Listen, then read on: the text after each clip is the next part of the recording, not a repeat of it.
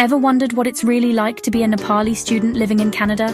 From 6 a.m. alarms to late-night part-time shifts, and yes, there's always Dal Bhat in between. Let's go. My day starts around 6:30 a.m. with a warm shower, quick puja, and the ultimate motivation, a cup of Nepali-style milk tea. Then it's time to pack my bag, grab my transit card, and head to campus.